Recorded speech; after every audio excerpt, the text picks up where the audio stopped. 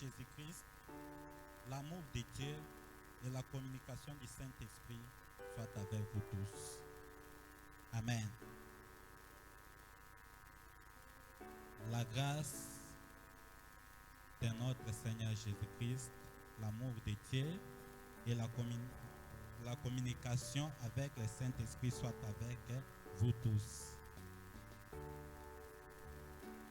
Nous allons parler d'un thème qui dit le temps de la communion avec le Saint-Esprit. Amen. Le temps de la communion avec le Saint-Esprit. Depuis le commencement, nous voyons Dieu qui se manifeste en trois personnes. Mais dans l'Ancien Testament, c'est Dieu le Père qui est en train de se manifester. Mais d'autres personnes sont vraiment dans l'ombre.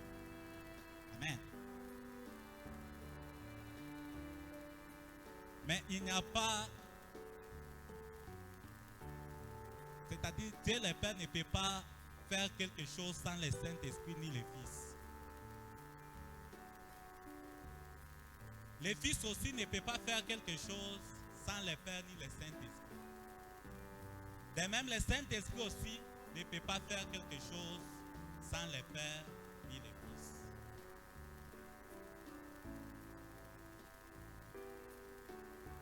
Dieu, c'est un Dieu créateur. Pour créer, il lui faut au moins être, comme je viens de dire, en trois personnes pour se manifester. C'est-à-dire, c'est un seul Dieu qui se manifeste en trois personnes. Dans l'Ancien Testament, Dieu s'est manifesté, il a donné des lois, il a donné la promesse de la venue du Fils de Dieu. Et il a dit aussi, il a donné la promesse de la venue du Saint-Esprit. Dans le Nouveau Testament,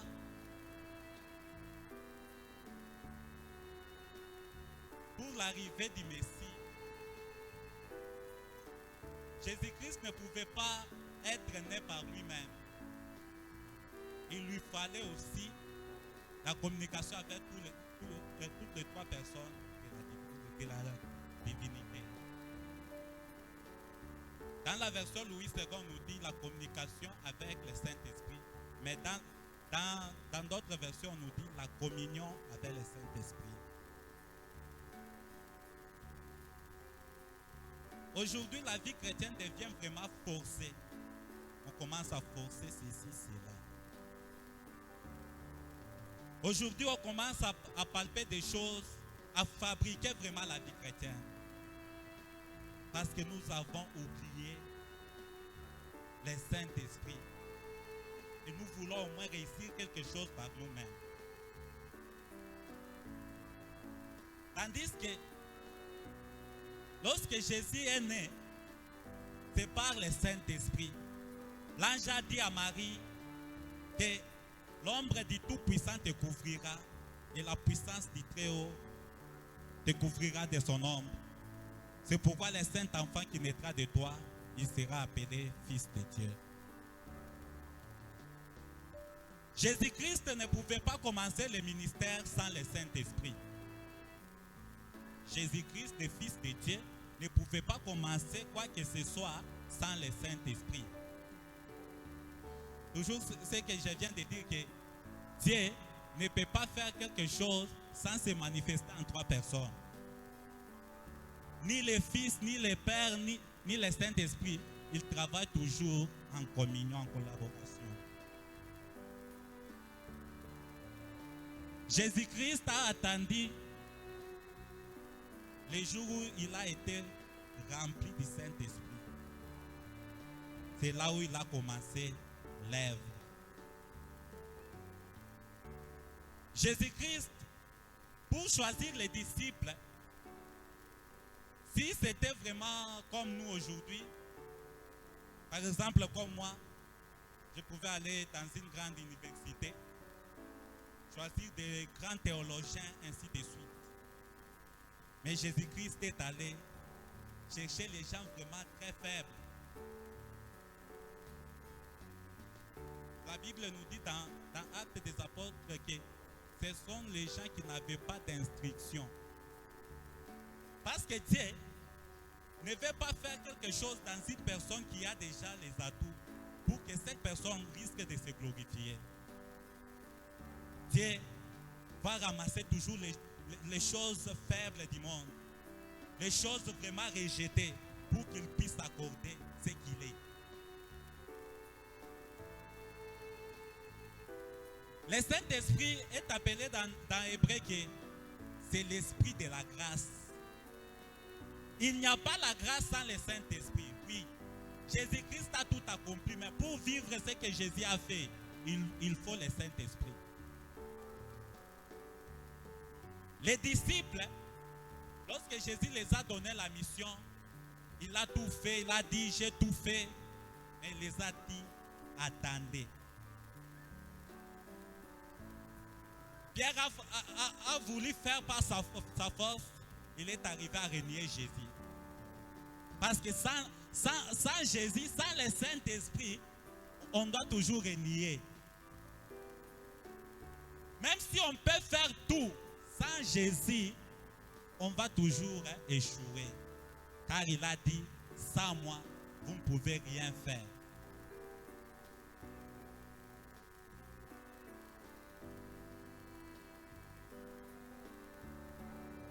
Jésus-Christ a fait toute la mission. J'aime dans Actes, la Bible dit, dans Actes 1, verset 2, la Bible dit qu'il a donné des ordres aux apôtres qu'il avait choisis d'avance par le Saint-Esprit.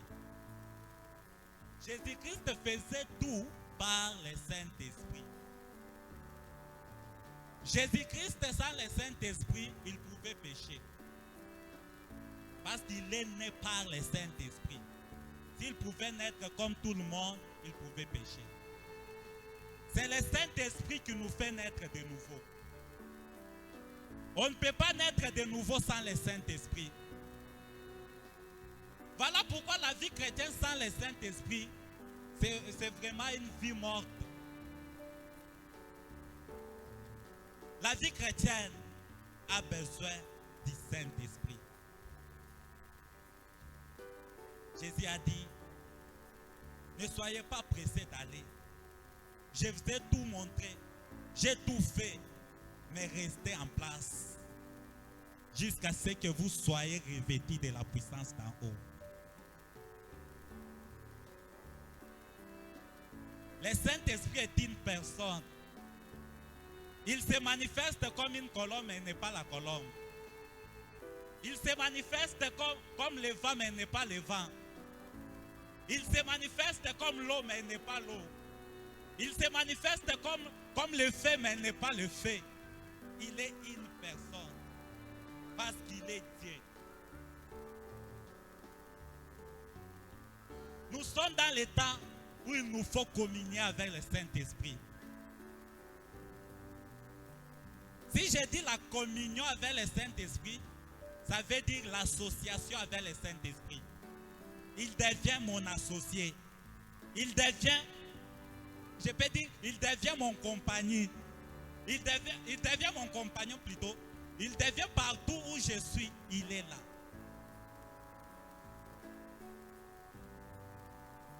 La communion avec le Saint-Esprit, ça veut dire la relation intime avec le Saint-Esprit. Il nous faut au moins l'intimité avec le Saint-Esprit. Tu peux avoir une relation dans ce monde, mais cette relation doit te décevoir un jour. Cette relation doit te décevoir toujours un jour. Mais le Saint-Esprit ne déçoit jamais. Il est l'ami fidèle. Même en prison, il est là. Voilà pourquoi il se manifeste comme le vent. Le vent est partout. Dans tous les vases vides, il est là. Mais il n'est pas le vent. Comme ce soir, si tu es vide, il peut être là. toi. Même si tu ne le vois pas, il est là, à ton côté.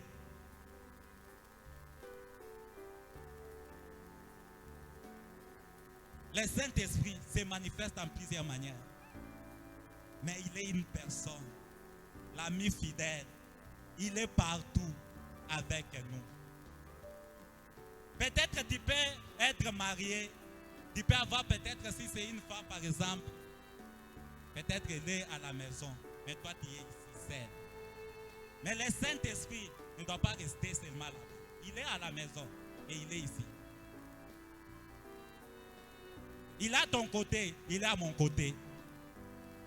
L'association avec le Saint-Esprit. Les disciples pouvaient faire de grandes choses parce qu'ils étaient en association avec le Dieu créateur de toutes choses. Les disciples pouvaient marcher dans la puissance parce qu'ils étaient en association avec celui qui est le Tout-Puissant.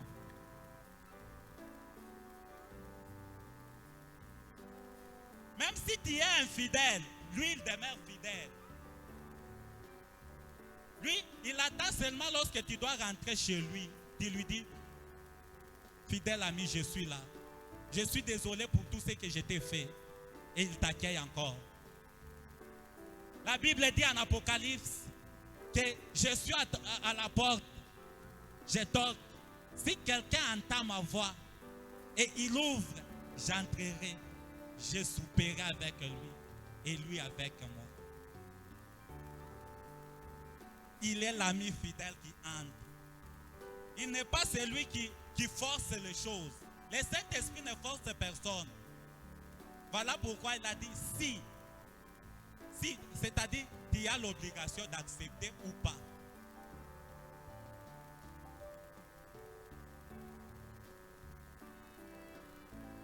Mais le diable vient, il est en train de te forcer. Fais ceci, fais ceci. Mais le Saint-Esprit est calme. Voilà pourquoi il se manifeste en forme de la colombe. Je vais prendre par là. La colombe, parmi ses attributs, la colombe, c'est un agent de paix. Lorsque la colombe est là, elle apporte la paix.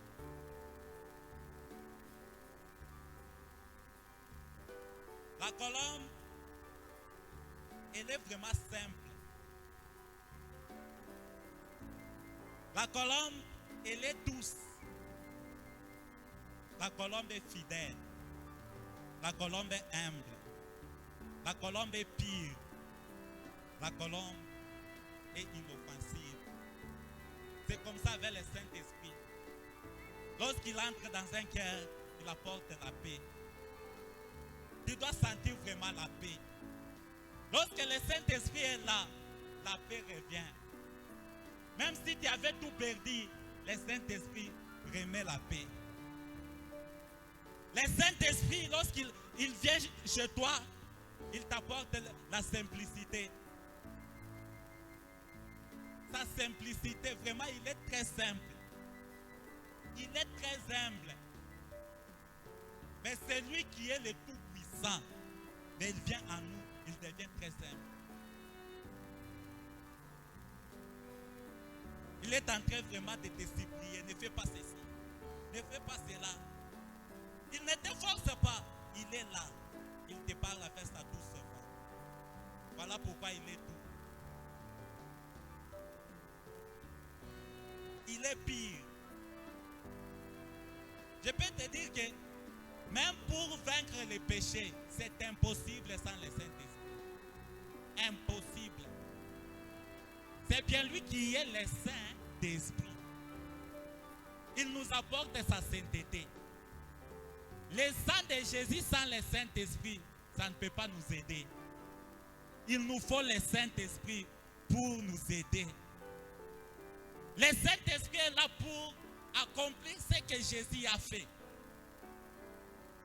La Bible sans le Saint-Esprit, c'est un livre d'histoire. On peut prier, on peut prêcher, on peut faire tout, mais sans le Saint-Esprit, ce sont des bruits inutiles. Nous sommes dans le temps du Saint-Esprit. Le Saint-Esprit est là depuis la Pentecôte. Mais ce soir, il veut déverser sa puissance au milieu de nous. Oh, nous sommes fatigués d'avoir des prédications au moins copier-coller. Nous sommes fatigués d'entendre des chants, ainsi de suite. Nous avons besoin de prédications inspirées par le Saint-Esprit. Nous avons besoin de cantiques inspirés par le Saint-Esprit. Lorsque le Saint-Esprit inspire, il y a sa puissance qui règne. Lorsqu'il est là, il oint. Voilà pourquoi Jésus était oint. Il était oint jusqu'à tel point il marchait. Lorsque quelqu'un touchait sa robe, il était guéri. Il a dit, l'Esprit du Seigneur est sur moi, car l'Éternel m'a oint. Ce soir, il nous faut au moins la communion avec le Saint-Esprit. On peut faire tout, mais sans le Saint-Esprit, on ne peut pas arriver dans ce qu'il nous faut. Les temps avec le Saint-Esprit. Dans l'Ancien Testament, c'était les temps du Père, où il y avait la loi, où il y avait vraiment des prophètes qui prédisaient l'avenir du Christ et du Saint-Esprit. Dans le Nouveau Testament, c'était le temps du Fils, où Jésus-Christ faisait tout. Mais il nous disait que quand le Consolateur viendra, il vous annoncera tout ce que je vous ai dit. Et il vous dira ce qui est à venir. Mais dans ces temps, à partir seulement de la Pentecôte jusqu'à ce jour, c'est le temps du Saint-Esprit. Il s'appelle le Consolateur. Il n'est pas le condamnateur. Les hommes peuvent te condamner. Ils peuvent te dire ceci, cela, mais le Saint-Esprit vient pour consoler. Peut-être que tu as tant pleuré, tu as pleuré ainsi de suite, mais le Saint-Esprit ce soir, il vient te consoler. Il vient te bander tes blessures. Le consolateur, c'est un avocat. Le consolateur, c'est un intercesseur. Le consolateur, c'est un défenseur. Il n'a jamais été un condamnateur, non. Il est consolateur. Aujourd'hui, nous commençons au moins à donner des titres au Saint-Esprit, ce qu'il n'est pas. Il n'est pas là pour nous condamner, mais il est là pour nous consoler. Nous dire que tu as fait ceci, c'est mauvais, mais répare. Il est le bon berger. Jésus a dit aux disciples qu'il vous est avantagé que je m'en aille. Vraiment. Les disciples sans Jésus, ils pouvaient échouer, quoi faire? Lorsqu'il s'agit de prier pour un démoniaque, les démoniaques là étaient vraiment méchants contre eux. Mais il fallait que Jésus les autorise de faire ceci, cela. Alors ils vont faire ça. Mais Jésus leur dit qu'il vous est avantagé et je m'en aille. J'aime dans Jean chapitre 14, verset 16, il a dit que parce que lorsque je vais partir, je vous enverrai un autre consolateur. C'est-à-dire un autre, c'est celui qui doit faire ce que j'ai fait pour vous. C'est-à-dire c'est un autre moi. Un autre consolateur. Lorsque les pharisiens pouvaient faire des choses aux disciples, Jésus était là pour les défendre. Lorsqu'il y avait des questions compliquées, Jésus était là pour défendre les disciples. Mais il a dit qu'il vous est avantagé que je m'en aille. Le Saint-Esprit. Le Saint-Esprit est là pour nous consoler, pour nous défendre. Lorsqu'il peut y avoir beaucoup vraiment de problèmes, même lorsqu'on peut se retrouver dedans, on n'a rien à faire encore. Le Saint-Esprit est là pour nous consoler. Il est là pour nous défendre lorsque nous manquons la défense. Il est le vrai consolateur.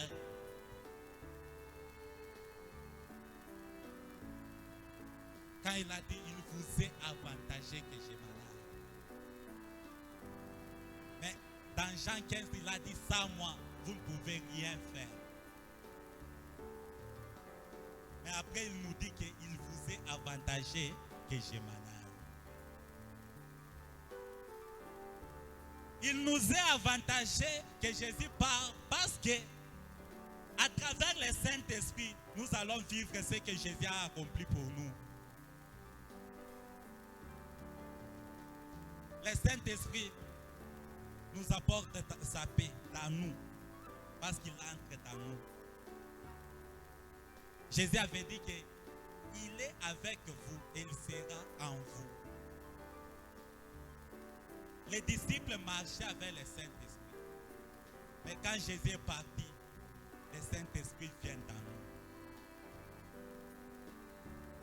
Lorsqu'il est en nous, même si ça peut nous compliquer, même s'il peut y avoir des questions difficiles, il est en nous. Demande-lui. Comme je viens de dire le symbole de la colombe. La colombe est un agent de paix. Mais lorsque tu fais des choses vraiment bizarres, il risque de partir. Elle risque de partir. Mais le Saint-Esprit ne part pas. Le Saint-Esprit est là. Mais il n'aime pas qu'on la triste. Il n'aime pas qu'on les blesse. Il n'aime pas qu'on puisse lui faire du mal. Voilà pourquoi l'apôtre Paul a dit, n'attristez pas le Saint-Esprit. Peut-être qu'il t'a déjà dit